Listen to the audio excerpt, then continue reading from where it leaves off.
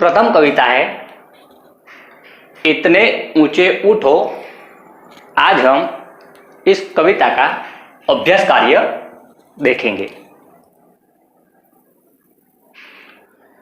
प्रश्न 1, नीचे दिए गए प्रश्नों के उत्तर दीजिए। मौखिक प्रश्न, ये आपका होमवर्क है, आपको स्वयं लिखना है। लिखित प्रश्न, प्रश्न क,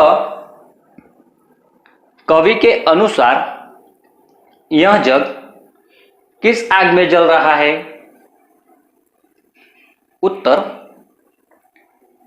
कवि के अनुसार यह जग जाति, रंगभेद, धर्म, वेश, गोरे काले रंग के द्वेष से जल रहा है।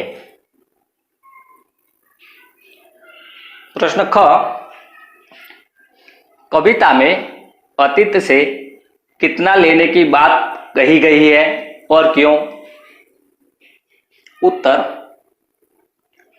जितना पोषक है उतना ही लेने की बात कही है, क्योंकि जीर्ण शीर्ण सब मोह है, इनसे मृत्यु से नहीं भाग सकते हैं।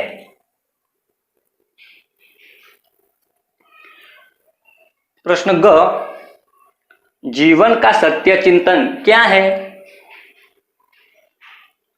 उत्तर, जीवन का सत्य चिंतन है कि शाश्वत प्रवाह की धारा से गतिमय बनना है। प्रश्न घ, कवि धरती को कैसा बनाना चाहते हैं और क्यों? उत्तर, कवि धरती को स्वर्ग बनाना चाहते हैं, क्योंकि कुरूप को रूपवान बनाकर आकर्षक बने इसलिए। प्रश्न 2, नीचे दी गई पंक्तियों का आशय स्पष्ट कीजिए। क, देखो इस सारी दुनिया को एक दृष्टि से सिंचित करो धरा क्षमता की भाव वृष्टि से। उत्तर, इस पंक्ति में कवि ने बताया है कि हमें इस पूरी दुनिया को एक दृष्टि से देखना है, कोई भेदभाव नहीं रखना है। पूरी धरती पर रहने वाले लोगों को समानता और समभाव की वृष्टि वर्षा से सिंचित करना है। ख, नए हाथ से वर्तमान का रूप संवारो, नई तुलिका से चित्रों के रंग उभारो। उत्तर, इस पंक्ति में कवि ने नए हाथ से इस दुनिया में नया सवेरा यानी वर्तमान रूप से संवारे और अच्छा बनाए। यह कह रहे हैं और नए तरीकों से जग को चित्रित करने का आह्वान किया है। प्रश्न ग, चाह रहे हम इस धरती को स्वर्ग बनाना, अगर कहीं हो स्वर्ग उसे धरती पर लाना। उत्तर, कवि चाहते हैं कि हम सब मिलकर इस धरती को स्वर्ग बनाए। इस धरती को अच्छे अच्छे कर्म करके और दूसरी कोई जगह जो स्वर्ग हो तो उनको धरती पर लाने की बात कही है। प्रश्न 3, सही उत्तर पर सही का निशान कीजिए। प्रश्न क, कविता में कितना ऊंचा उठने की बात कही गई है? विकल्प है पर्वत जितना, गगन जितना, समुद्र की लहरों जितना। सही उत्तर है गगन जितना। प्रश्न ख, किसके समान शीतल बनकर बहने को कहा गया है? विकल्प है पवन के, बर्फ के, जल के। सही उत्तर है पवन के। प्रश्न ग, जीर्ण शीर्ण का मोह किसका द्योतक है? विकल्प है मृत्यु का, सृजन का, नूतन का। सही उत्तर है मृत्यु का। प्रश्न घ, चित्रों में किससे रंग उभारने को कहा गया है? विकल्प है हाथों से, तुलिका से, कलम से। सही उत्तर है तुलिका से। कवि धरती पर क्या लाना चाहता है? विकल्प है स्वर्ग, नर्क, चांद तारे। सही उत्तर है स्वर्ग।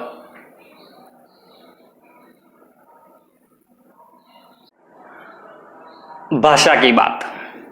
संज्ञा किसी व्यक्ति, वस्तु या भाव के नाम को संज्ञा कहते हैं।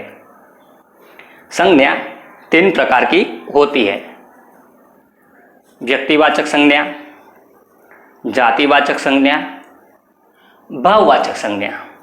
संज्ञा माने नाउन। व्यक्तिवाचक संज्ञा, जब संज्ञा शब्द किसी एक व्यक्ति, वस्तु या स्थान विशेष को दर्शाए वहां व्यक्तिवाचक संज्ञा होती है। जैसे ताजमहल बहुत सुंदर है। यहाँ पर ताजमहल एक विशेष इमारत का नाम है, अतः ताजमहल व्यक्तिवाचक संज्ञा है। ख, जातिवाचक संज्ञा, जब संज्ञा शब्द किसी संपूर्ण जाति का बोध कराए उसे जातिवाचक संज्ञा कहते हैं। जैसे बंदर उछल कूद कर रहे हैं। यहाँ बंदर किसी एक बंदर की विशेष का बोध न कराकर संपूर्ण बंदर जाति का बोध करता है, अतः यहाँ बंदर जातिवाचक संज्ञा है। भाववाचक संज्ञा, जब संज्ञा शब्द किसी भाव का बोध कराए वहां भाववाचक संज्ञा होती है। जैसे उसकी मूर्खता से सभी फंस गए। यहाँ पर मूर्खता भाववाचक संज्ञा है। नीचे दिए गए शब्दों में से व्यक्तिवाचक संज्ञा, जातिवाचक संज्ञा और भाववाचक संज्ञाएं छांटकर उचित स्थान पर लिखिए। उत्तर है व्यक्तिवाचक संज्ञा सूरज, धरती, कृष्ण, चांद, स्वर्ग। जातिवाचक संज्ञा गाय, हाथी, नारी, तारे, पुस्तक। भाववाचक संज्ञा सज्जनता, लिखावट, कुरूपता, मनुष्यता, समानता। प्रश्न 2, पढ़िए, समझिए और एक शब्द स्वयं लिखिए। प्रश्न क, विलोम शब्द। ऊंचा, नीचा, समानता, असमानता। वर्तमान काल, वर्तमान काल नहीं, यहां पर वर्तमान काल। भूतकाल, काला, गोरा, नए, पुराने, जीवन, मरण, सज्जन, दुर्जन, स्वर्ग, नरक, सुंदर, कुरूप।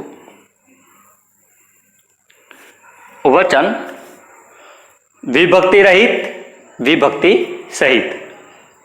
पहले हम विभक्ति रहित एक वचन बहुवचन देखेंगे, उसके बाद विभक्ति सहित के एक वचन बहुवचन देखेंगे। विभक्ति रहित एक वचन, हाथ, उसका बहुवचन है हाथ। रंग, उसका बहुवचन रंग। चित्र, बहुवचन चित्र। अक्षर, उसका बहुवचन है अक्षर। विभक्ति सहित, हाथ में, उसका बहुवचन है हाथों में। रंग के, उसका बहुवचन है रंगों के। चित्र को, उसका बहुवचन है चित्रों को। अक्षर से, उसका बहुवचन है अक्षरों से। ग पर्यायवाची शब्द। गगन, आसमान, नभ। दुनिया, संसार, जगत। चांद, चंद्रमा, सोम। धरती, धरा, पृथ्वी। सूरज, सूर्य, रवि। पवन, हवा, समीर। लिंग, पुल्लिंग, स्त्रीलिंग। ठीक है। धर्म, पहले हम पुल्लिंग शब्द देखेंगे, उसके बाद स्त्रीलिंग शब्द देखेंगे। ठीक है। पुल्लिंग शब्द धर्म, अतीत, तारे, हाथ, चांद, रूप, रंग, परिवर्तन, सूरज, ये सब पुल्लिंग शब्द है। स्त्रीलिंग शब्द दुनिया, धरती, दृष्टि, ज्वाला, मृत्यु, रचना, तुलिका, चांदनी, करनी, ये शब्द स्त्रीलिंग शब्द है। प्रश्न 3 जान लीजिए। रस का अर्थ है स्वाद या आनंद। रस का अर्थ क्या है? क्या है? स्वाद या आनंद। कविता में रस एक महत्वपूर्ण स्थान रखता है। यहां पर महत्वपूर्ण त और व दोनों जुड़कर आना चाहिए, मगर यहां पर जोड़ने में भूल है, स्पेलिंग मिस्टेक है, तो आप वहां पर स्पेलिंग सुधार लेना। ठीक है। कविता में रस एक महत्वपूर्ण स्थान रखता है।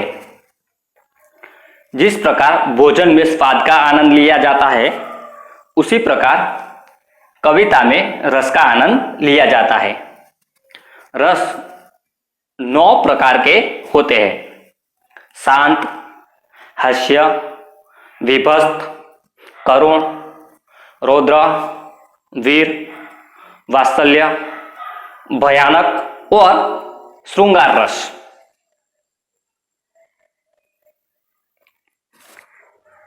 सोच समझ की बात बच्चे खुद करेंगे, कुछ करने की बात बच्चे अपने आप करेंगे। इसका मतलब है यह आपका होमवर्क है। Thank you.